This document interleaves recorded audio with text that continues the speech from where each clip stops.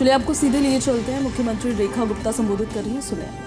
और वो आज के इस कार्यक्रम पे बिल्कुल चिरित्रात होती है कि हो गई है पीर पर्वत सी पिघलनी चाहिए, हो गई है पीर पर्वत सी पिघलनी चाहिए, इस हिमालय से कोई गंगा निकलनी चाहिए, सिर्फ हंगामा मचाना, सिर्फ हंगामा मचाना हमारा मकसद नहीं है दोस्तों।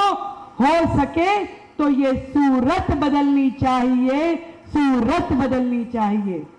और दिल्ली की ये सूरत बदले, इसके लिए आज मंच पे उपस्थित हमारी सरकार के सभी माननीय मंत्रीगण, हमारे दिल्ली के सभी आदरणीय सांसदगण जिस प्रकार से एकजुट होकर के दिल्ली की सेवा के लिए, दिल्ली की समृद्धि के लिए और दिल्ली के विकास के लिए जुटे हैं, मैं चाहूंगी यहां उपस्थित एक एक व्यक्ति जोरदार तालियों से आप सबका अभिनंदन करें। एक वो मंच हुआ करते थे जहां पर कभी मिलकर काम करने की मंशा नहीं होती थी, कभी स्थानीय सांसद से बात नहीं होती थी कि कहीं ऐसा ना हो किसी काम का क्रेडिट लेना और देना ना पड़ जाए। काम सांसद करते थे तो क्रेडिट सरकार लेने की कोशिश करती थी, और सरकार यदि गलती से कोई प्रोजेक्ट उठा ले तो कभी लोकल किसी जनप्रतिनिधि से बात नहीं करती थी। आज मुझे खुशी है कि नरेंद्र मोदी जी के नेतृत्व में पूरी दिल्ली एकजुट होकर के एक टीम के रूप में काम कर रही है। हमारे माननीय सांसदगण, हमारे सभी विधायकगण, हमारे सभी पार्षदगण, प्रत्येक जनप्रतिनिधि और सभी अधिकारी एक ही लक्ष्य में चल रहे हैं कि दिल्ली विकसित भारत के साथ ताल में ताल मिलाते हुए कैसे विकसित दिल्ली बनेगी, उसका सपना मिलकर साकार करने वाली इस टीम को मैं बहुत बहुत प्रणाम करती हूं। मुझे खुशी है कि जिस दिन से सरकार बनी है उस दिन से लेके आज तक, आज पूरे 2 महीने हुए हैं मनोज जी, पूरे 2 महीने। 20 तारीख को सरकार का गठन हुआ, आज 60 दिन पे हम खड़े हैं। और मुझे खुशी इस बात की भी है कि टीम के रूप में जो निर्णय मिल करके ले लिया, केवल आवाज लगाने की देर है, एक एक मंत्री उस प्रोजेक्ट पे लग जाते हैं। हमने लगभग 1 महीने पहले ये तय किया कि दिल्ली में इस माफिया, टैंकर माफिया को खत्म करना है।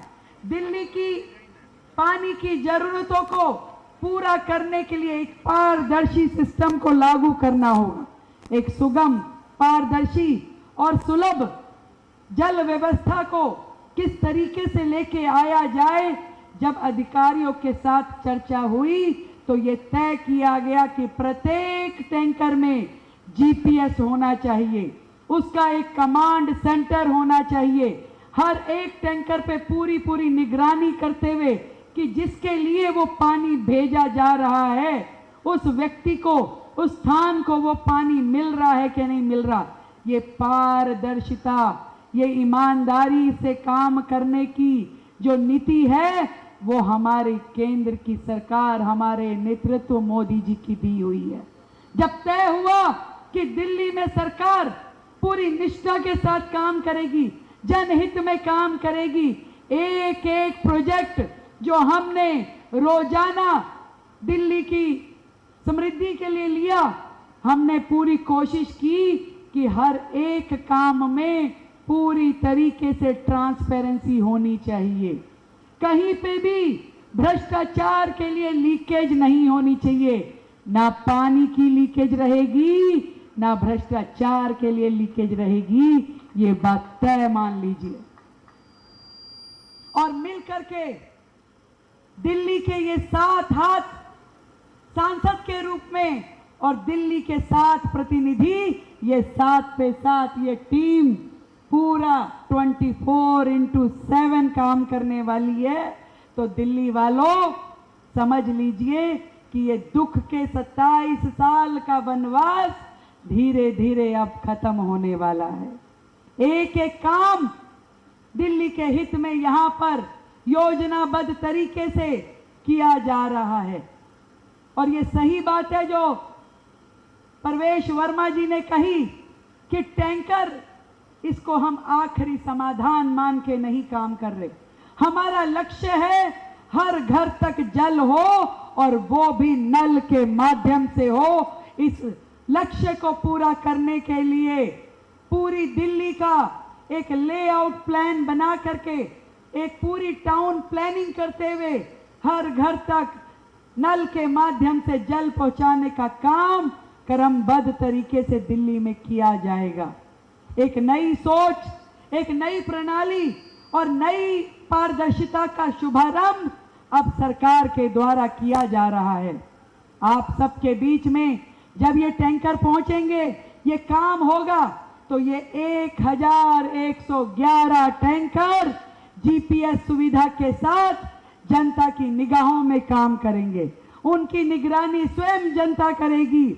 आज इस तकनीक का उपयोग करते हुए, इस डिजिटल इंडिया, इस डिजिटल दिल्ली का उपयोग हम हर एक विभाग में करने वाले हैं।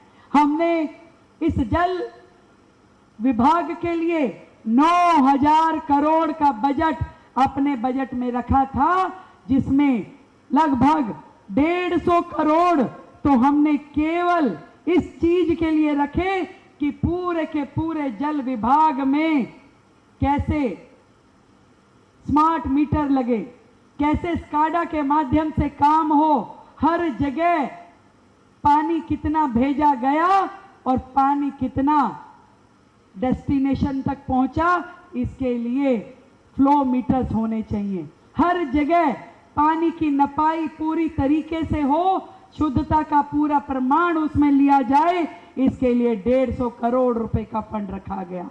और बाकी भी हर एक मद जो दिल्ली के हित के लिए होना चाहिए, चाहे वो हमारे सूखी हुई वाटर बॉडीज है उसको डेवलप करने के लिए, चाहे हमारे पूरी की पूरी दिल्ली में पानी की पाइपलाइन बिछाने का काम है, चाहे हमारी जितने भी बड़े नाले नालियां हैं उनकी रीमोल्डिंग का काम है, उनको दोबारा से बनाने का काम है, चाहे डीसिल्टिंग का काम है, हर एक काम के लिए हमने फंड रखा है, ताकि फंड की वजह से दिल्ली का कोई भी काम रुकना नहीं चाहिए।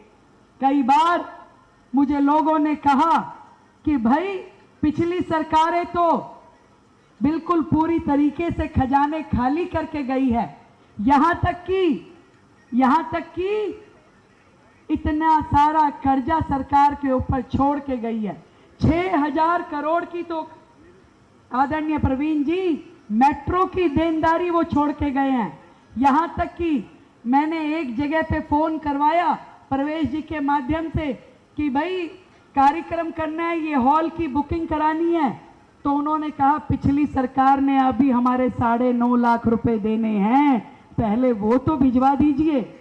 कितने शर्म की बात है, जहां पे हाथ रखते हैं वहां से एक भ्रष्टाचार का नया केस खुल जाता है। ऐसी सरकारें जो यहां सच में उनको सही नाम दिया गया आपदा सरकार। मुझे खुशी है कि दिल्ली के लोगों ने इस आपदा से पीछा छुड़वाया, इसी कारण से दिल्ली अब आगे बढ़ पाएगी। हमारे बहुत ही परम पूज्य पंडित दीनदयाल उपाध्याय जी ने कहा था कि ये राजनीति राष्ट्र सेवा का माध्यम होना चाहिए। इसके कारण से, इसके माध्यम से देश की, जनता की और समाज की सेवा होनी चाहिए। मैं इस बात को आप सबके इस माध्यम से, इस मंच के माध्यम से कहते हुए हर्ष का अनुभव कर रही हूं कि दिल्ली सरकार का एक एक काम, एक एक प्रोजेक्ट राष्ट्र सेवा और दिल्ली और समाज की सेवा में समर्पित रहेगा। पूरी तरीके से सरकार उसी दिशा में काम कर रही है। और विशेष रूप से जितनी बुनियादी सुविधाएं दिल्ली को मिलनी चाहिए, ये पहला साल हमारा उन सब बुनियादी सुविधाओं को समर्पित है। जब कमलजीत सहरावत जी मुझसे मिली तो उन्होंने कहा, रेखा जी हमारी इतनी बड़ी बड़ी लोकसभाएं हैं और एक समस्या जो दिन रात हम देखते हैं वो है सीवर ओवरफ्लो की। सीवर बहते हैं और हम दुखी होते हैं कि क्या किया जाए, क्योंकि काम तो ये दिल्ली सरकार का है।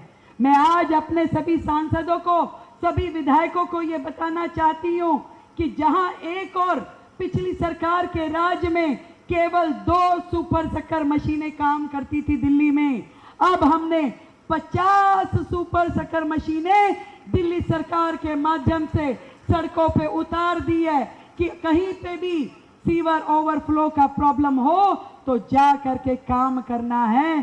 सरकार बिल्कुल एकजुटता के साथ में दिल्ली की समस्याओं के लिए काम कर रही है, हर क्षेत्र के लिए काम कर रही है, चाहे वो एयर पॉल्यूशन हो, यमुना जी की सफाई हो, सड़कों की मरम्मत हो, शिक्षा हो या स्वास्थ्य हो, हर एक दिशा में हमारा ध्यान है। और हमारे मंत्रीगण अपने अपने विभाग को पकड़ के जिस मेहनत के साथ, जिस शिद्दत के साथ काम कर रहे हैं, सच में 7 दिन वो लोग सड़कों पे जाके काम करते हैं और वहां से ग्राउंड जीरो की रिपोर्ट लेके आते हैं।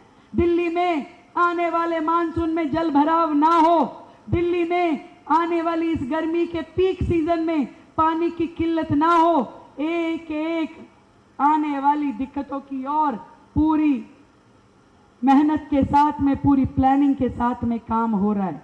मैं आप सभी को बधाई देती हूं कि आज ये इतने टैंकर जब फील्ड में जाएंगे, आप लोगों की निगरानी में काम करेंगे, तो ये मान लीजिए कि समस्याओं के समाधान के लिए सरकार कितनी सजग है। मुश्किलें कम नहीं हैं।